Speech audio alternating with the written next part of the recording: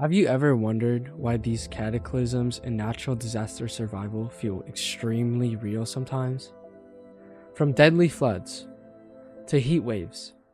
Unfortunately, that there's been an uptick in calls for paramedics. We know from Pasadena's fire department here that they've seen more heat-related illnesses. And massive tornadoes. They're not just random anymore. They reflect what's really happening on Earth. And it's all connected to one thing: climate change. Let's break it down. We as a society have been battling climate change for a very long time now, and to be honest, we have not made much progress. So, we ask you to help us in the cause and battle climate change.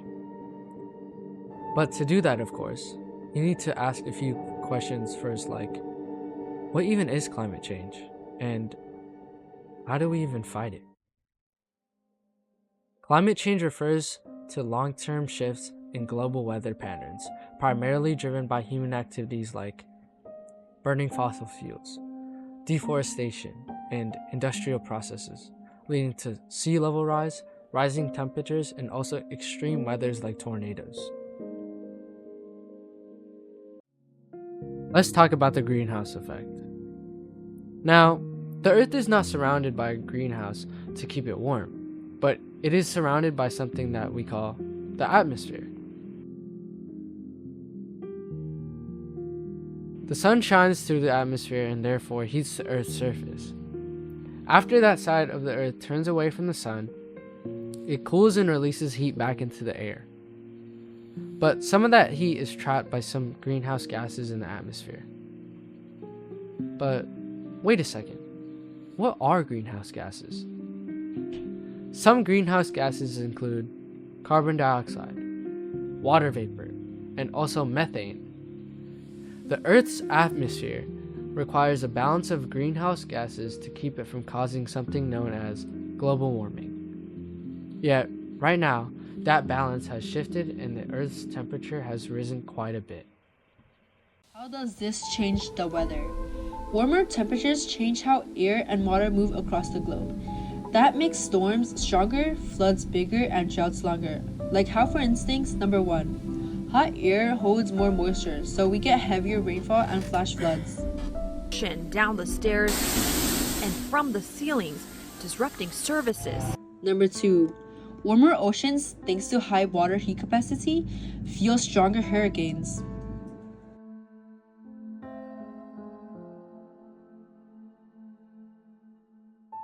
Dry regions get even drier, causing extreme wildfires and water shortages.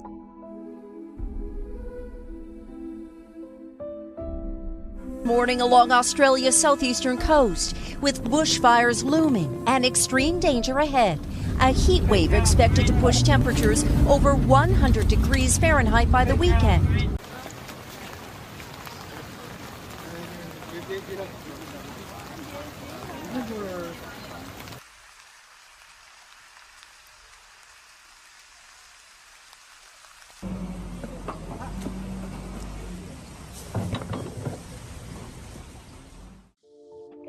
Let's connect some dots.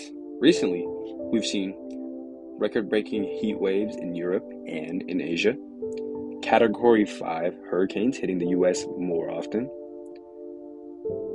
flooding that shut down major cities, wildfires that destroy forests for months in Canada and in California. These aren't just random events. Scientists agree. Climate change is making these disasters more extreme and way more frequent. These aren't just disasters in a game. They're hurting people in real life. Climate change means food shortages due to crop damage from floods or droughts, water supplies contaminated or dried up, people forced to leave their homes, burning homes, forcing thousands of residents in this affluent LA suburb to get out again, a dance they know all too well. from rising sea levels or wildfires. And the ones hit hardest? Lower income communities, indigenous people, people with medical conditions, and workers in high heat environments.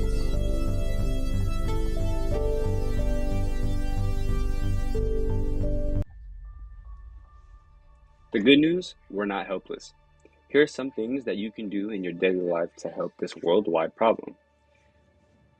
Using renewable energy like wind and solar, eating less meat, riding bikes or electric scooters, reducing electricity and water use.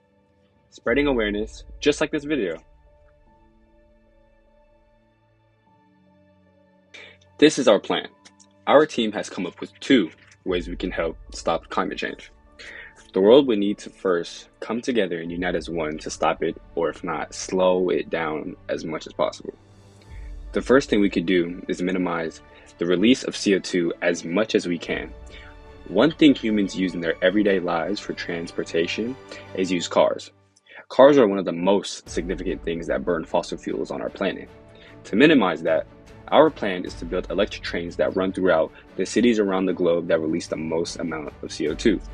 These cities include Los Angeles, New York, Seoul in South Korea, Shanghai, Hong Kong, and Guangzhou in China. Our second way is we could neutralize these areas in climate change with a net of multiple satellites over the planet. Each of them would develop countermeasures specifically designed to change or impact a certain weather in its area, using heat, water, or pressure. Our plan is to get this procedure out to our mayor first by protesting outside of City Hall tirelessly. We can also spread this plan out to other politicians by using social media platforms that connect to people all over the world. Small actions, big impact. The more we learn, the more we can do. Climate change is real, and it's changing the disasters we face, both in-game and in life. So next time you dodge a tornado in Roblox, remember, the fight to protect our real world starts with you.